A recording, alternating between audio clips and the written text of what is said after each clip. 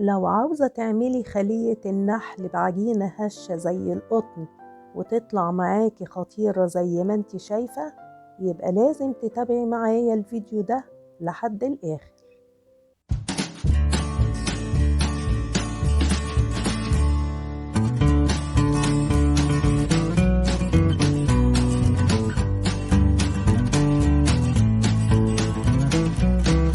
ازيكم حبايبي، عاملين ايه؟ يا رب تكونوا جميعا بألف خير. خلية النحل اللي طلبتوها مني كتير هنعملها ان شاء الله النهاردة بعجينة هشة زي القطن، والحشو هيكون جبنة علشان تنفع في الفطار والعشاء، غير انك تقدري تحشيها بالشوكولاتة، ودي هنعمل لها فيديو مخصوص. العجينة اللي هنحضر بيها خلية النحل هتحبيها جدا، وينفع تحضري بيها أي معجنات كتير. يلا بينا نبدأ، بس اوعوا تنسوا اللايك، عاوزين نوصل الفيديو ده لأكبر عدد من اللايكات. في البداية حبايبي، بصين انتوا الكوباية ديت المقدار اللي انا بعاير بيه الدقيق.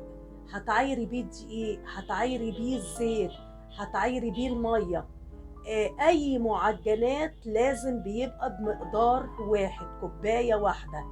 هنحتاج مبدئيا لكوبايتين من المية الدافية.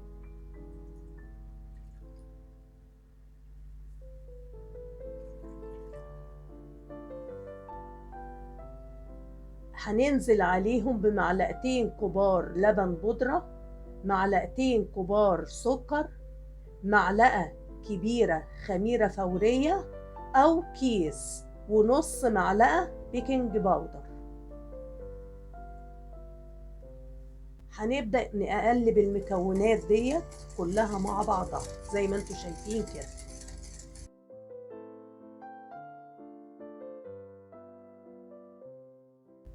هننزل بعد كده عليها بعلبة زبادي بلدي أو علبة بتاعت الشركات، مش هتفرق، يا ديت يا ديت، علبة صغيرة.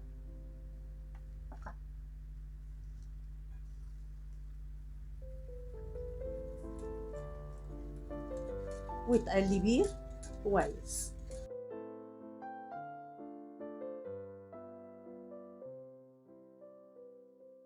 هننزل عليهم بعد كده بنص كوباية زيت.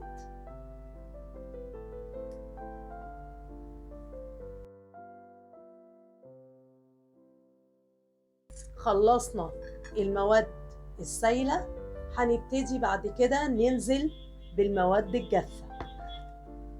المكونات الجافة عبارة عن 6 كوبايات دقيق، نفس المعيار اللي أنا قلتلك عليه، 6. وده دقيق متعدد الاستخدام. هتنزلي بعد كده عليهم برشة بسيطة من الملح. هنقلب الدقيق مع الملح كويس، اخلطيهم كويس. بعد كده هننزل على الدقيق بالمواد السائلة.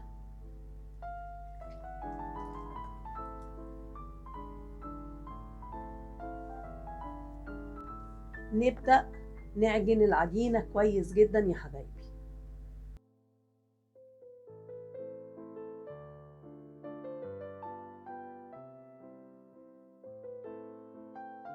لميت كده العجينة من غير ما احط اي مقادير طبعا عليها. انتي طبعا لو التزمتي بالمعيار وبالمقادير هتطلع مظبوطة جدا جدا منك، وهتطلع احسن كمان. هتلميها بقى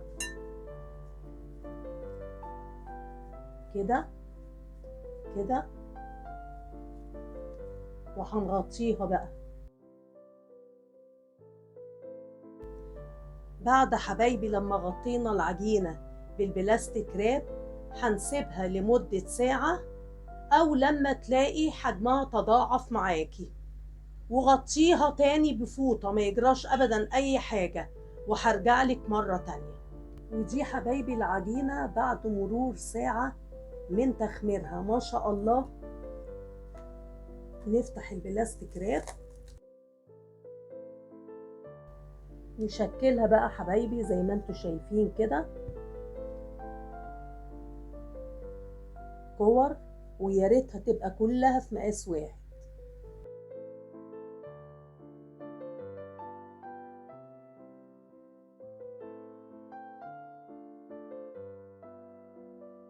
حبايبي بعد لما كورنا العجينة زي ما انتوا شايفين هنبتدي نفرد واحدة واحدة. هتفردي واحدة واحدة زي القرص الصغيرة كده، وبعد كده هوت هقولك هتعملي ايه.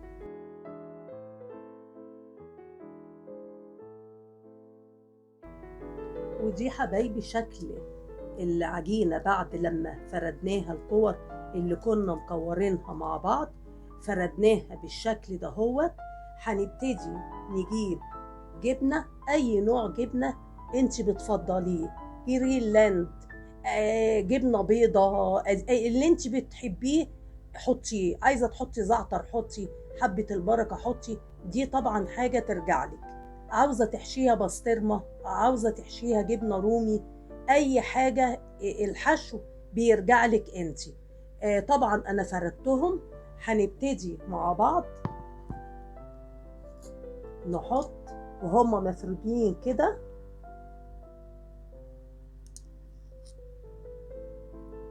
قطع جبنة بيضة عليهم، علشان يبقى اسهل لك افرديهم كلهم مرة واحدة علشان يبقى سهل عليكي.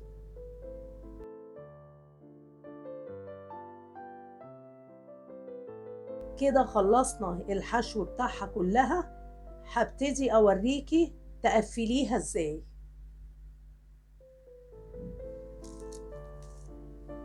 بصوا حبايبي بنقفلها ازاي كده، ما تخليش الجبنة تبان منها، شايفة؟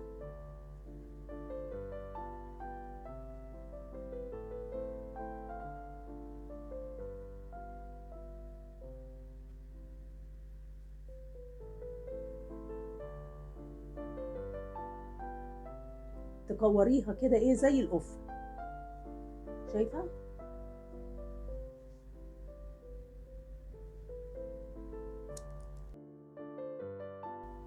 ودي حبايبي العجينة بعد لما شكلناها هنبتدي نركنها على جنب، وهنعمل الخطوة اللي بعد كده.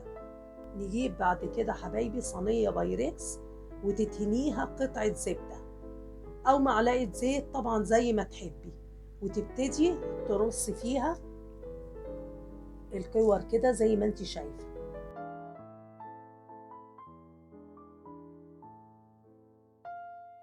ودي حبايبي صينية الخلية النحل بعد لما عملناها ورصيناها بالشكل الجميل ده، والله ريحتها تهبل زي الفل ما شاء الله. العجينة طرية زي الملبن، وإلا بقى لما تستوي بقى هتبقى حاجة خطيرة تاني خالص، ما أقولكيش بقى. هنركنها بقى على جنب لمدة 10 دقايق، وهنعمل التشريبة اللي انت هتسقيها بيها كده من فوق الوش. نحضر بقى مع بعض حبايبي التشريبة، وهي عبارة عن كوباية حليب نفس المعيار اللي أنا قلتلك عليه، 4 معالق زيت، ادي 1 2 3 4. بضاية طبعا ديت اختيارية، حبيتي تحطي حطي، ما حبيتيش طبعا ديت حاجة ترجعلك، بس أنا طبعا بحب أحطها علشان بتدي اللون الذهبي لخلية النحل، بتبقى لونها جميل جدا جدا. ومعلقتين جبنة زي ما انت شايفة كده، من الجبنة اللي هي بتاعت الحشو. بس كده. بتقلبيها بقى كويس جدا.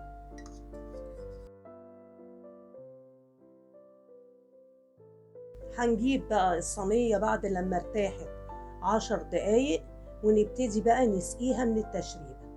ودي حبايبي خلية النحل بعد لما ارتاحت 10 دقايق نبتدي بقى نسقيها بالتشريبة الجميلة اللي عملناها مع بعض. بعد كده حبايبي هنزوقها من فوق الوش واحدة سمسم واحدة حبة البركة. لو انت حابة تزوقيها بالسمسم بس زوقيها، بحبة البركة مفيش مشكلة، ما تحطيش حاجة خالص برضك مفيش مشكلة.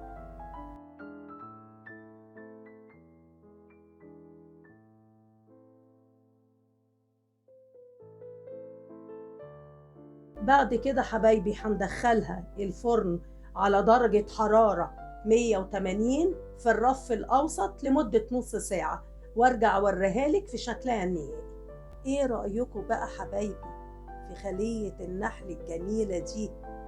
ما شاء الله، مش قادرة اقول لكم، مالية ريحة البيت ولا كأنك جايبة مخبوزات فاخرة من بره.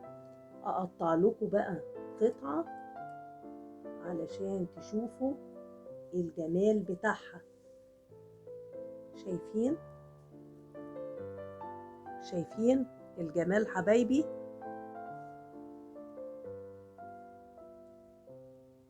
شايفين حبايبي الجبنة فيها عاملة ازاي وهشة ازاي؟ ما شاء الله تبارك الله. شايفين؟ شايفين؟ لازم بجد تجربوها، اي حد هيدوقها هينبهر بيها فعلا. مش ناقصها الا كوباية شاي والصينية تخلص منك اول ما تخرج من الفرن. بتمنى من كل قلبي ان تكون الوصفة دي عجبتكم، واكون فعلا افدتكم كتير. هتلاقوا المقادير كلها مكتوبة في صندوق الوصف تحت الفيديو.